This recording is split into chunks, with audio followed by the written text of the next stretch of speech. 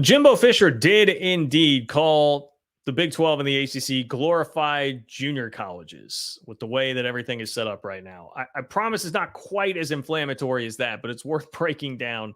Welcome into the channel. I am John Kurtz. Here on this channel, we talk college sports, college football, college basketball, and conference realignment all day, every day. Make sure you're subscribed if you are not. Hit up the live shows Wednesdays and Sunday nights. They are a ton of fun. We get people in from all corners of the college football world and have a blast. So subscribe, hit the bell so you know when it is that I'm going live. Like the video. I would much appreciate that. Easy way to support the channel.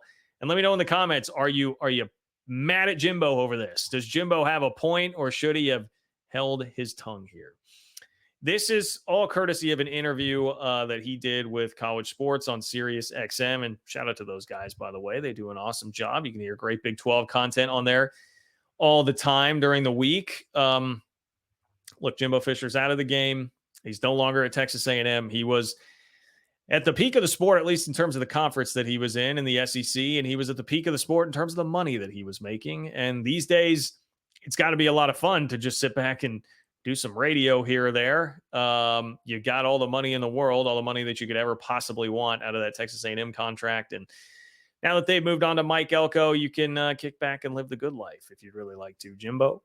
But a lot of people are going to be calling on him for his knowledge. And like I said, these comments need to be taken in the context that they're actually offered, because it can be very easy to look at these and say, hey, if they're just like printed out, in a tweet, 280 characters or whatever, this could look pretty bad, what he said about the Big 12 and the ACC. But let's just have you, I guess, decide for yourself here.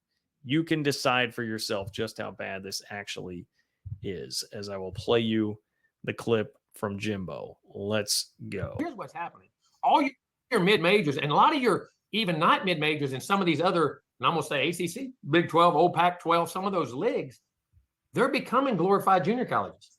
And some of those teams used to battle for playoffs and have great teams because, all right, they took that 3-star guy or that 4-star guy you missed, and they developed him into a heck of a player, and he became a great player at their school. How about?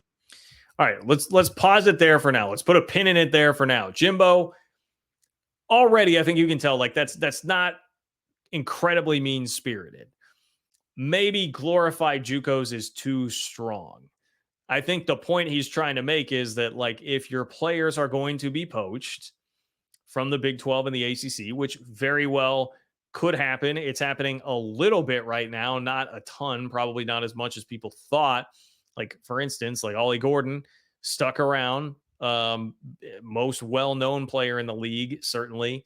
I guess we got Colorado. I should watch that. But, Shedeur Sanders, Travis Hunter, I mean, they're still at Colorado, right? So you're not seeing a ton of that now. But when we get the settlement that comes into play likely this week, and you've got now $22 million you're going to be on the hook for revenue sharing wise, yeah, we may well start to see it become a little bit more of a feeder league to the SEC and the Big Ten.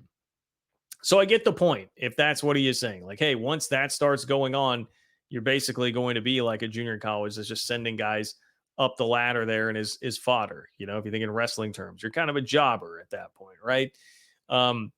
It seems like Jimbo is just trying to paint what he thinks is the accurate picture here and not really throw the Big 12 and the ACC under the bus. But, like, it is a bit harsh. I would probably have advised him to not go with that term. I would probably also just say that I don't think even that is going to be a reality once everything kicks in 2025 with basically the new governance structure that we're going to have with college football. I don't think it will be quite that bad. So I may disagree with Jimbo a little bit here on how he went about doing this. I won't say that this is some crazy thing that we need to just bomb him with a bunch of angry tweets or emails or whatever. But let's listen to what the rest of Jimbo's message is here.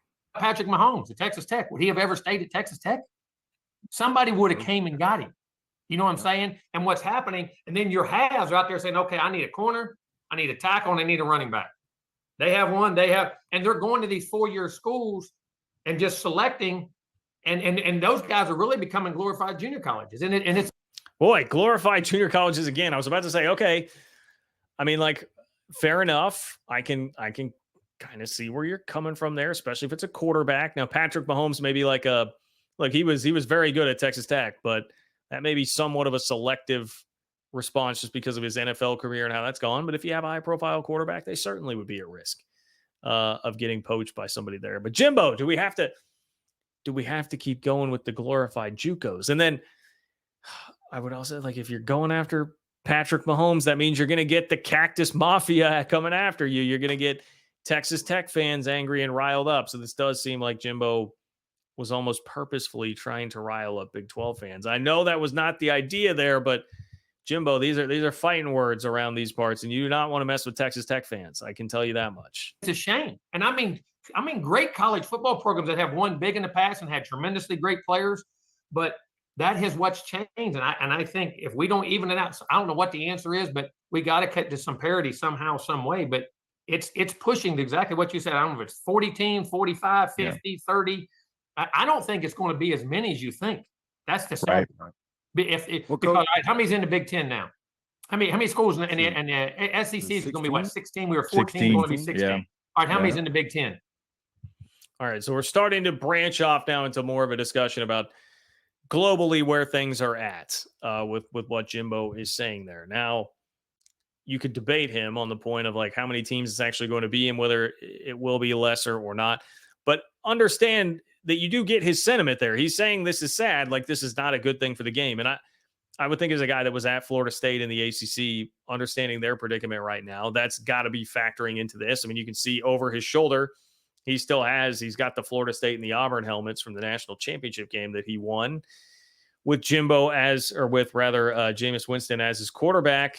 So he's, I'm sure, still got some fondness there for Florida State, no matter how things ended.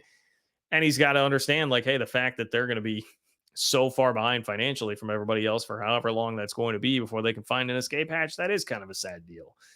But I would imagine it extends to also just general respect for other schools in the Big 12 and the ACC and saying that is a bad thing. So I did want to, in fairness to Jimbo, make sure that you guys all caught that. Like, his sentiment here is not to try and slam the leagues in the Big 12 and the ACC. It's just to say this is the reality, and it kind of sucks where we're at right now. I think it's 14 or 16. I think. No, you got 18, don't you? 18. Wow. Yeah. 18. And so you're 32 to 34 teams, somewhere in that realm right now. And so and that's probably why I would, it'd be interesting being Amelia Island right now with Florida State, Clemson, North Carolina trying to get out. Those meetings over there are going real interesting right now. And I know why. Yeah. They want to be a half. Right. And listen, to go some history, EJ, when you were there, sometimes when I came back from those meetings, I was in a bad mood. I got into it with the commissioner over there trying to tell him this was coming, and they wouldn't listen to me. We got into a couple of knockdown dragouts, and I was letting them know this is coming, and we weren't, in my opinion, weren't doing some of the things we need to do in that league to allow us, because at that time we were as good as anybody in the country. During our 8 years there, we were in the top 2 or 3 winning percentages in the country and winning and ready to win national championships. We won one and played for them. But I knew eventually it was snowballing because of what we were doing from a conference alignment. And it's even getting that stretch is getting greater as we sit here. Whoo boy. Jimbo, my friend, this may have just kicked off another video that we'll have to do. Like Jimbo Fisher is saying he predicted all of this. Jimbo Fisher.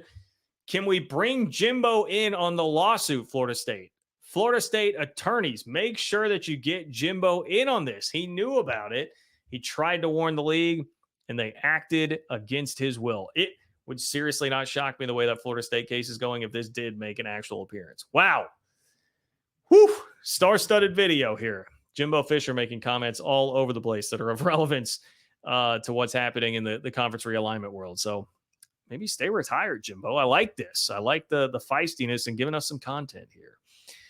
Anyway, appreciate it, you guys. Make sure you subscribe to the channel. Click the bell so you know when I'm going live. Let me know in the comments. What do you think about what Jimbo said? You okay with the glorified JUCOs comment? I'm sure that will get some people riled up. Like the video if you can. Support the channel on Venmo at John-Kurtz-4 if you can. And follow me, John Kurtz Show, on TikTok, Facebook, Instagram, all the socials as well. It's at JL Kurtz on Twitter. It's the only one that's different. Take care, and I will talk to you soon.